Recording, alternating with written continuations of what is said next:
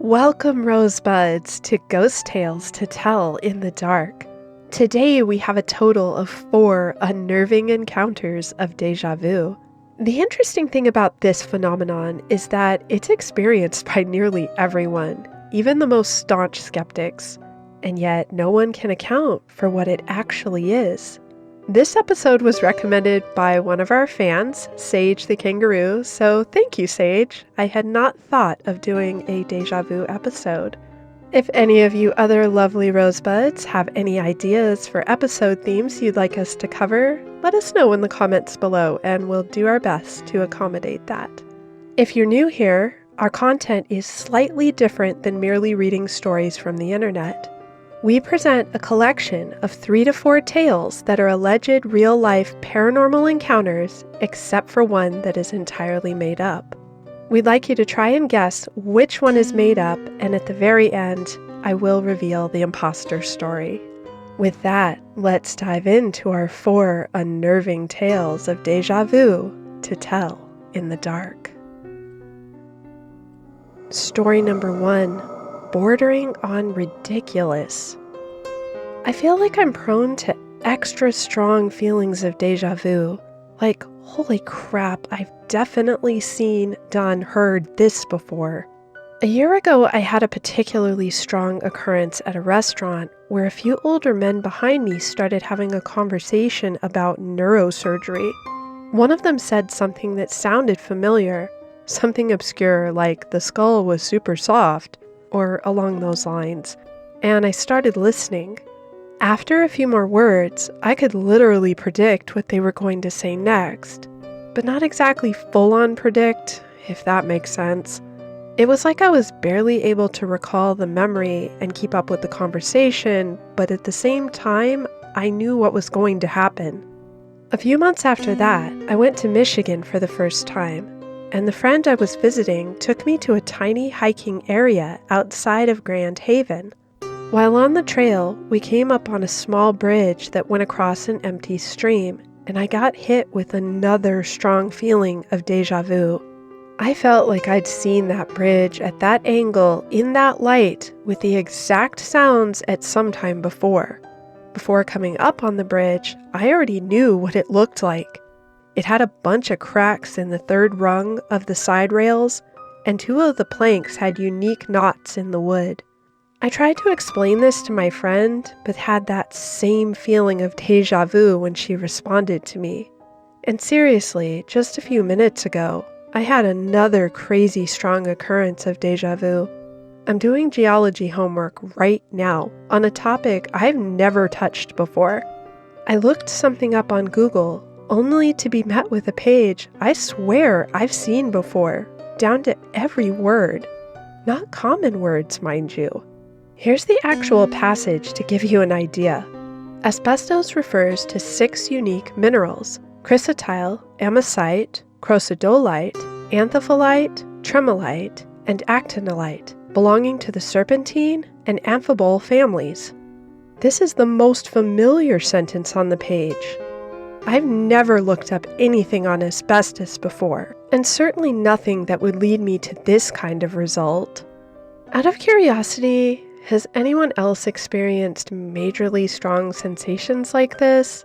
I'm talking about the stop you in your tracks and try to recall where you've seen this before kind of feeling. This keeps happening, and I'm seriously losing my mind. It feels like I'm experiencing first-time life events that have already happened, and I don't think this can be explained as previous similar experiences because these are some mighty obscure things. Story number 2. Trapped in a simulation.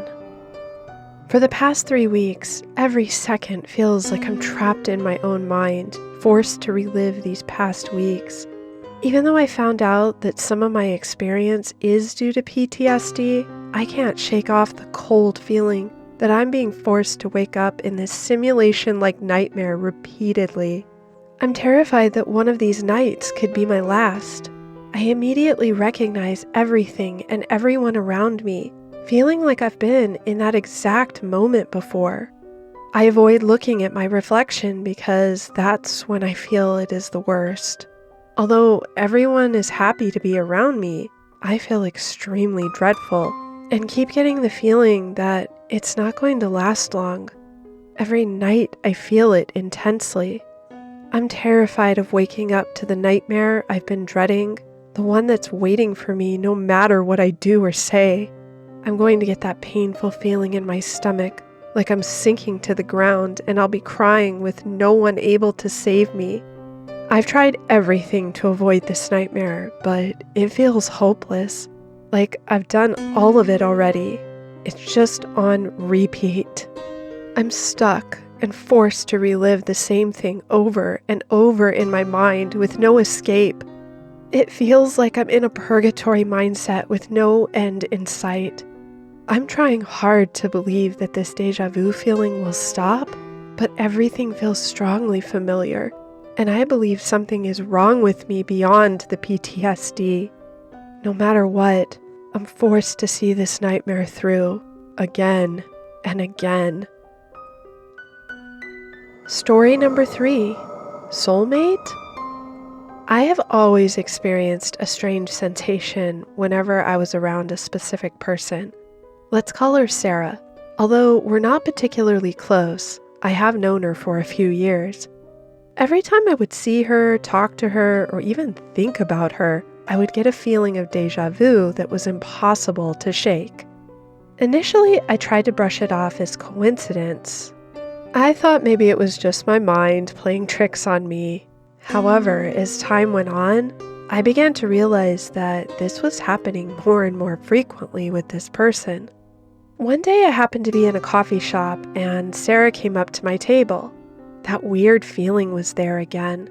She asked if she could sit down and we began to talk. I had this intense feeling that I needed to talk to her and tell her about my deja vu. However, I was hesitant because I tend to be more of a practical person, and I was sure she was going to think I was crazy. The feeling became so intense that I decided to go out on a limb and tell her that every time we interacted, I experienced a strong feeling of deja vu. Mind you, I tried to say it jokingly. To my surprise, she actually just smiled and said, "Yeah, it's kind of strange, but I have that as well sometimes with you." As we talked more and more, I began to realize that there was something deeper going on between us that rationale couldn't quantify. Fast forward a few years, Sarah and I became really close friends from that day in the coffee shop leading up to now. I knew she was gay, but I didn't care. I was straight. Or so I thought. She was just happy to be friends. I never felt like she was trying to come on to me or anything.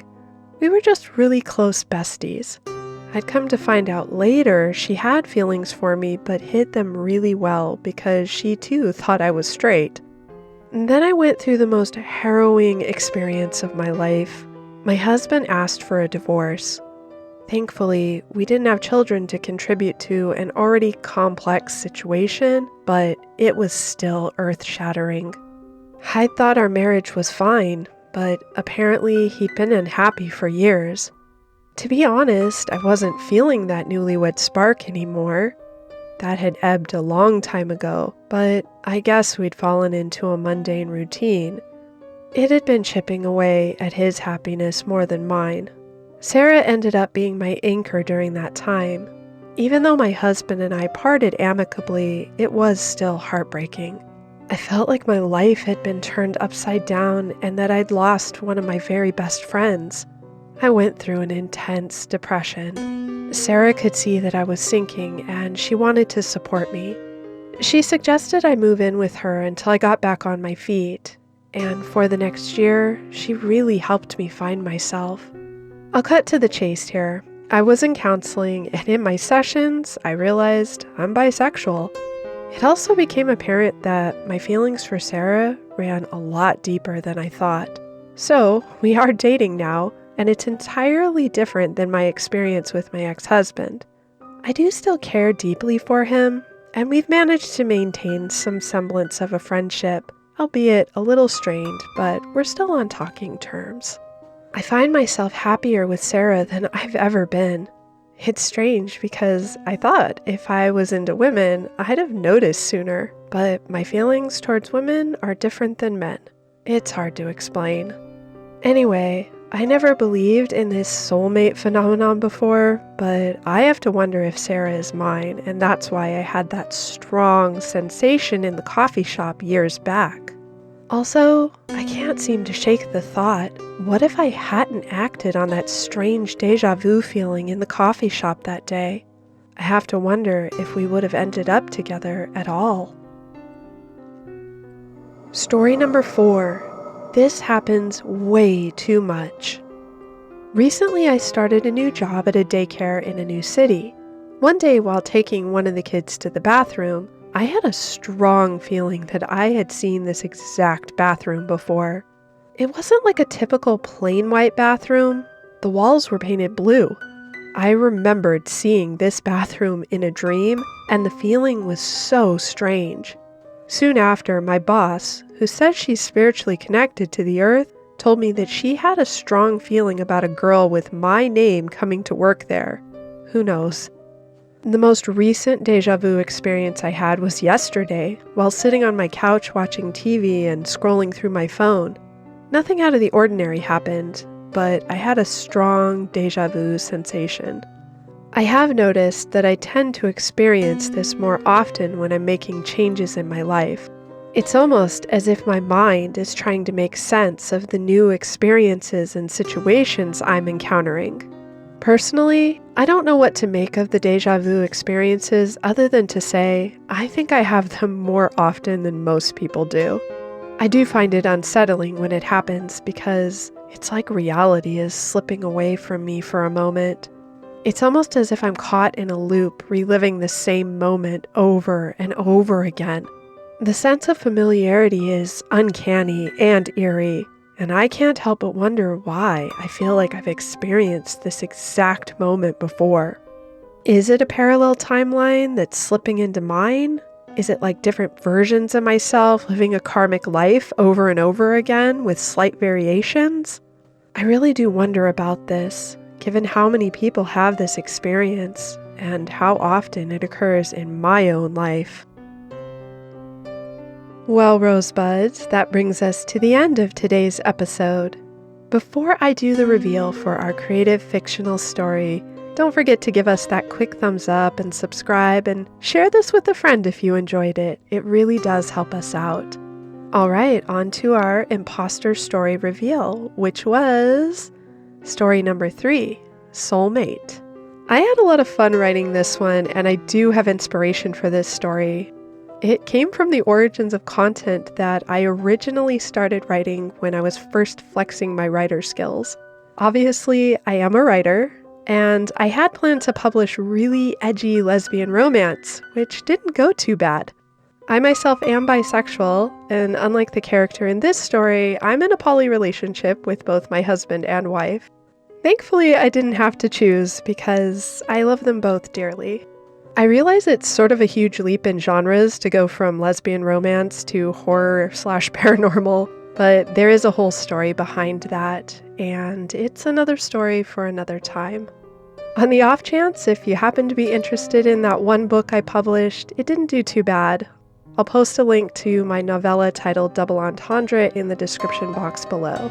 Keep in mind, it is romance, and it's very spicy, so it's quite different than what I write on this channel. I'll probably pick up writing in that genre again at some point, but for right now, given life experiences that occurred in the past couple of years, it's kind of a difficult genre for me to write at the moment. Anyway, Rosebuds, that's a wrap. Thanks for listening. Until next time, take care and stay creepy.